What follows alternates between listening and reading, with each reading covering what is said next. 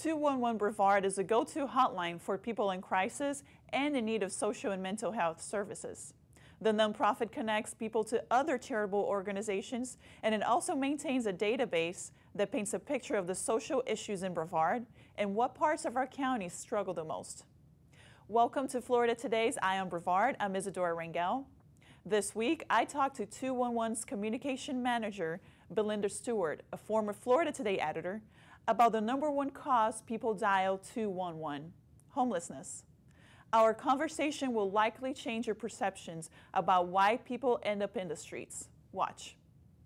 Belinda, thank you for joining us today. Thank you for having me. So, I assume a lot of people know what 211 is, but explain what it does and a little bit of the history, which is very interesting. Well, 211 Brevard is the nonprofit. It's been active in Brevard County since 1963 in some form or another, mostly in mental health. In 1968, we started doing our first crisis assistance via telephone, and we have evolved now into being 211 Brevard. You reach us by dialing 211, just like you would dial 911, and we provide 24-hour assistance. We try to help people with whatever problems they're experiencing, financial, emotional, crisis. Yeah, and how many organizations do you work with in terms of providing those services? Well, we maintain a community resource database that has, I think, over 2,000 programs in it. There are key players, though, in the community whom we work with more, probably about 2 to 3 dozen, who provide the most significant services and most commonly needed services to residents. And you've done some investments recently in technology, and now on top of calling, people can also text, which is great for millennials. And as of last year, we started piloting a text program. You text 898-211, which is TXT 211, and we can provide assistance in that way. We, in our pilot period, which was I think about 3 months, we did 1,000 texts. In the 9 months that we've been officially doing it, it's up to about 7,000 text interactions. So we're very happy with how that's going. So your website has a lot of really good data, and I was trying to read some of it, and I'm sure there's more that I couldn't get to. Right. But let's start with the volume of calls. Have you seen an increase? According to what I saw in 2016, there were fewer calls than in the past year. Can you try to explain why, or? Well, I'll tell you first of all that the data platform that we are using now is fairly new, and there are still some bugs, okay, in terms of how it lines up. Overall, though, 211s nationally have been experiencing declines in call volume as they add other channels of communication. Those numbers on the Counts website are only calls. So that doesn't include texts, that doesn't include people who just go to the public interface for our database to find their own assistance. We also had, although we don't now because of the mobile, just general mobile platform improving, we also had an app for a while that, that those numbers aren't included. So in those, okay, as the calls go down, other areas are picking up. And so what I think is interesting about that data is that it sort of paints a picture of social issues in Brevard, and I'm sure a lot of them extend to the rest of the state. But the largest volume of calls is coming from people seeking housing and shelter assistance. And I've written about homelessness, but what is going on here? We see the economy is improving. We have, low unemployment rates across the country. What is going on that people are still seeking assistance for their basic need, which is shelter? We have historically gotten a lot of calls about housing. It's one of the critical basic needs. You need a safe place for your family to stay, to sleep at night. What we've seen more recently, though, and especially I would just say in the last 6 months, is as rents are increasing. People who were not homeless, who were not at risk of homelessness, are being notified that their rents are increasing as much as $400 a month, we have heard anecdotally on some properties. And that just, they are just not in a position, those families, to pay that, and so they're forced to look elsewhere. There is just not a large volume of affordable housing here. The construction that you see is all higher end. We see it in Viera and those places. Right, and so there is a website that has all the properties in Brevard that offer what's considered affordable housing, but practically when you contact those properties, they all have waiting lists. Wow.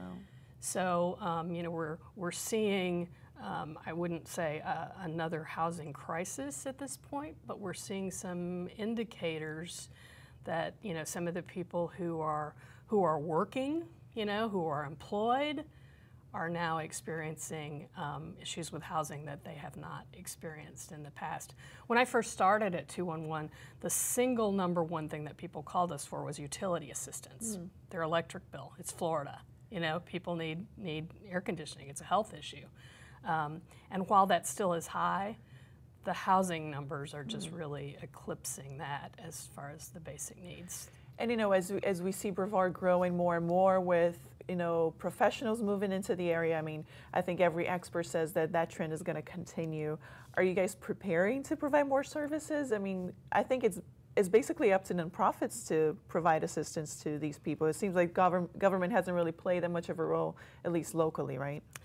Yeah, and we're in the position where our role is connecting people to the services that exist and helping them navigate the systems and make the connections, as I said, that they need in order to get those services. So our work is only as good as the work of the nonprofits or the other entities that are providing this. I will tell you that there is lots of conversation among elected officials and leaders in the nonprofit community and in human services about how to address this problem. And it's a difficult one because it requires investment in lower income properties. And as we know, developers, logically, are going to be more interested in investment in higher income properties. So, any ideas how do you incentivize building? I know the state has an affordable housing trust fund which has been rated by the legislature for years. I assume that plays a role, but how do you tell developers build more affordable housing? Is there a way to the real incentive for developers, as I understand it, and I'm really not an expert in this at all, is our tax credits that can be applied for these developments, and those are very valuable to the developers. There are developers in Brevard.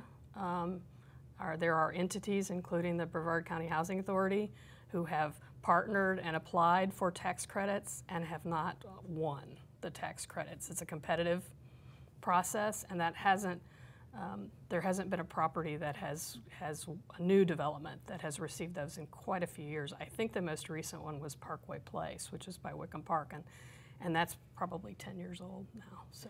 And now let's talk where most of these calls are coming from. And using data that's on your website, we see the zip code in Titusville gets probably the largest number of calls. We also see areas in Cocoa, West Melbourne, Palm Bay. Where's the largest concentration of calls that 201 Well, receives? there are 3 zip codes that have historically and still kind of switch places at the top of the list, and those are Titusville, which is 32780, Melbourne 32935, and Cocoa, which is 32922. There are some others that come into play. In Palm Bay, the numbers of calls are increasing, but it's more dispersed among multiple zip codes. But those 3, I know as long as I've been doing the reporting and even before, have been where there are pockets of not only need but awareness of 211, because it's a population that is not new to lower income status, and they know from word of mouth and from their families and from their history about 211. So I think it's both need and knowledge that drive our call numbers to be high there. And how do you get the word out to people in need that 201 exists? Well, we do a lot of community events in the areas where where we know that there's a need. Our partners are really strong drivers of their callers because nonprofits tend to be focused in a particular area. If they're a housing provider, they may not be a food provider.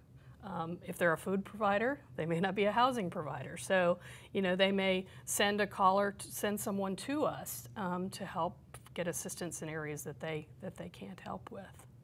And so in recent times, you've worked to increase services for veterans, young families, the homeless, and people with medically related basic needs. Why did you choose these groups to target? Partly is because we had funders and partners also interested in addressing those areas. What we've been able to do in those particular areas via the partnerships and additional funding that we've been able to get is offer kind of a next level of service to those callers who meet that criteria. We call it care coordination. It's not really case management. It doesn't reach the level of being playing the role of social worker, but it comes a little closer to that. Our typical call, is a one interaction event. They call, they get what they need. We tell them if they need anything else, call back, but it ends at that. With these particular callers in these groups, they become more like clients. We will reach out to them periodically to follow up, to make sure that they've connected with the service. If they haven't, why haven't they connected with the service? Try to remove whatever barrier may be stopping them from getting help, or to find out that they've gotten what they needed, and really know that, we had a positive outcome from that interaction. And let's talk about veterans, since, we have so many veterans in this area. What are the needs that they have, and how are you able to support them? Well, there's been a lot of talk about veteran homelessness. That population is the truly homeless living in the woods under the bridge has been addressed. There's a very small number of people who are at that status right now, and they're really people. They are people who are known to the providers, who have been had interaction with providers, and still choose to remain homeless.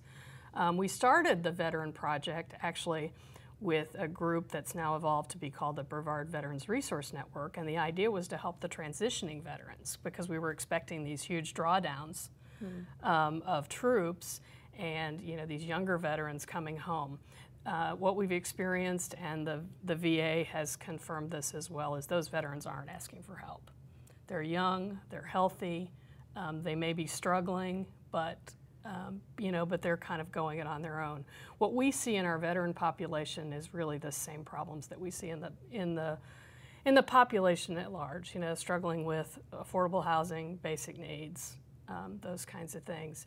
And luckily, there are additional resources for veterans that there aren't available for other people. We were surprised by the number of callers who really didn't even identify themselves as veterans until we. You would say, are you a veteran? We would say, are you a veteran? And they would say no. But then you start talking to them, and you find out that they did serve, but they didn't think they served long enough, or they didn't actually serve in combat, or they served in a time of peace, and so they didn't. They just didn't think that they were eligible. And so if we can get those folks hooked up with our, with Veterans Affairs and with our great VA outpatient clinic here, there are instant forms of assistance that they can receive. And any guess as to why veterans often fall into homelessness and other issues? There's a lot of discussion about mental health and veterans. I mean, obviously, if the combat veterans have experienced traumatic situations, going back, our Vietnam vets are a huge population of folks who have suffered from some of the mental illness and substance abuse problems that can result from trauma, right, PTSD, and that wasn't really recognized early on. Our younger veterans, I mean, that's a part of the discussion, is the reaction to the trauma and how they're coping with it. And so I think with the younger veterans, they're more aware of the options. They seek the treatment, they're offered the treatment. Some of our older veterans, didn't get that kind of attention. And probably the stigma is still there versus newer generations that are more used to and more open to receiving treatment. There's also, a stigma, especially with the Vietnam veterans, of being associated with the government at all. There's definitely an anti-veterans affairs department. But here in Brevard, we're lucky to have something called the Melbourne Vet Center, which is actually funded by the VA, but it's not part of the VA. So veterans can go there for mental health counseling and treatment and not become a part of the VA system. Their record isn't a part of that system, and some of them are much more comfortable with getting assistance outside of the system rather than inside it. And the other group you mentioned is young families. Why target young families, and what kind of young families are we talking specifically? This is specifically about child development. There has been increasing awareness and research about how important the first 5 years of a child's life are. And we had the opportunity to become the lead agency to adopt a state-funded program called Help Me Grow.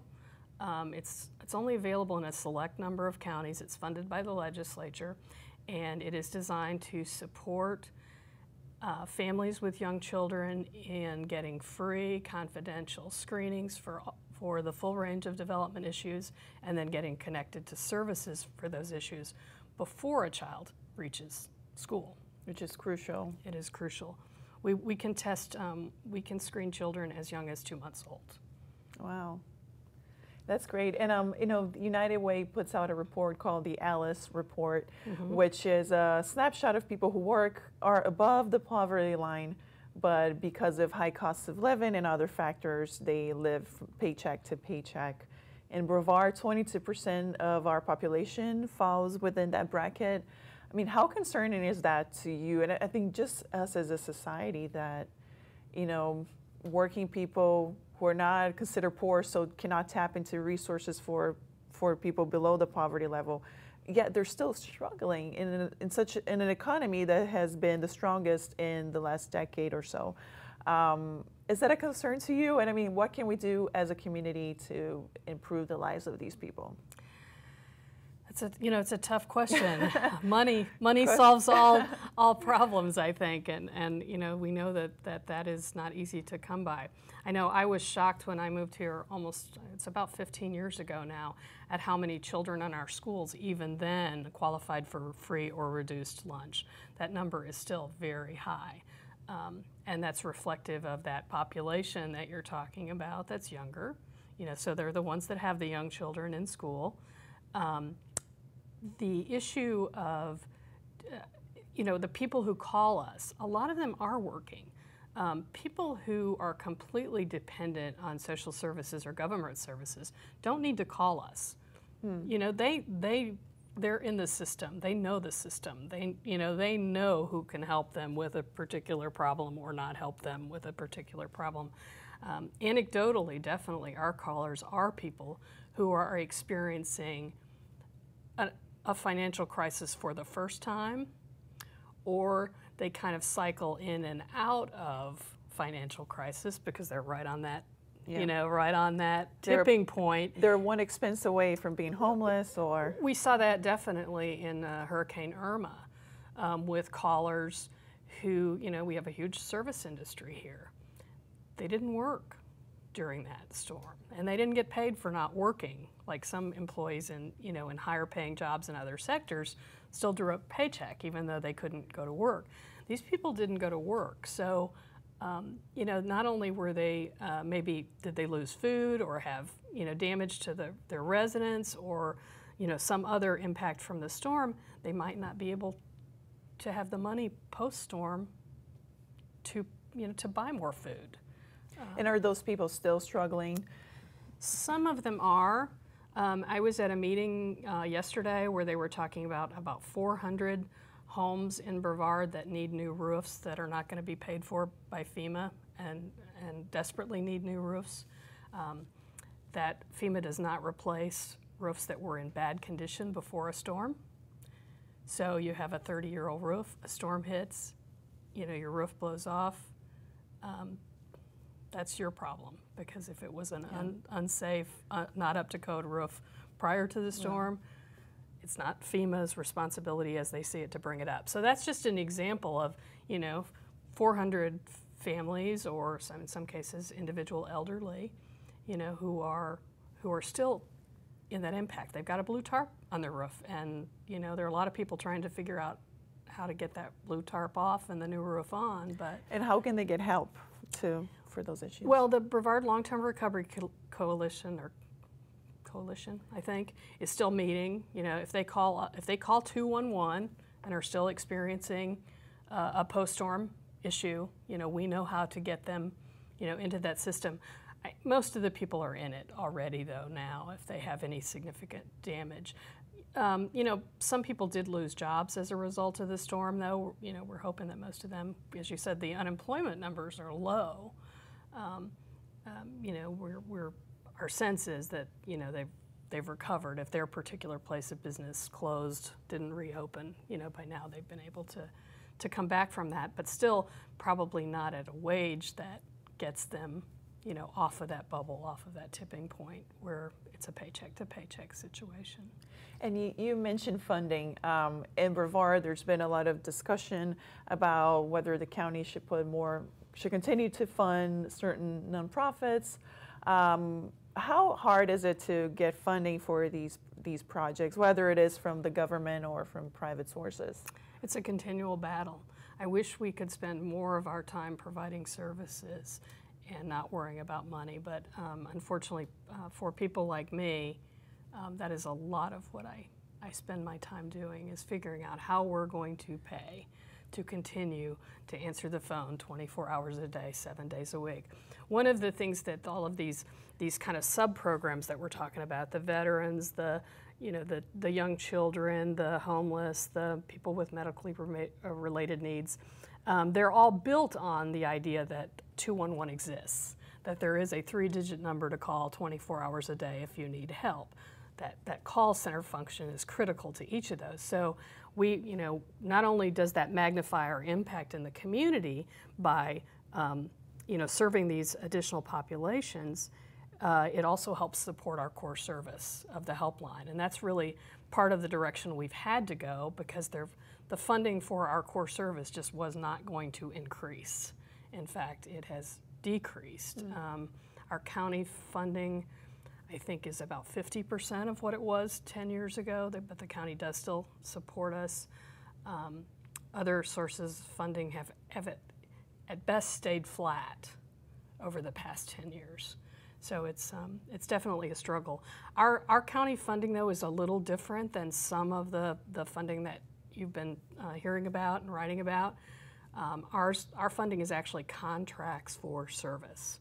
So it's not part of the community-based organizations or grants that the county gives out each year. Okay. No, the county pays us to perform certain tasks, and one of those is to be prepared to be the county's main point of communication with the public during a disaster, like Hurricane Irma, Hurricane Matthew, in our most recent instances. We have a formal arrangement where we are the ones who come in, take over their call center, recruit the volunteers, basically manage all that call flow for them, which was about, I think we settled on a number of about 12,000 calls for Hurricane Irma. And then the other is through their Housing and Human Services Department, where they're paying us to help residents get help primarily through the resources that they can draw down, but making sure that residents know where to go to get that money. That's a smaller amount of money, but we have performance goals. We have certain things that we have to do in order to get that money. So it's not a donation, as some people have called, the county funding to nonprofits. Yeah, and I think there are two sort of different philosophies when it comes to funding nonprofits. The first one is that government, like you said, you're contracting to perform a service that was previously done by government in many instances. Other people believe that nonprofits should not get any funding from the government and they should rely on charitable citizens. What are your thoughts? And how do you see yourself in sort of this debate, and is that something that you monitor, or is that something that concerns 201?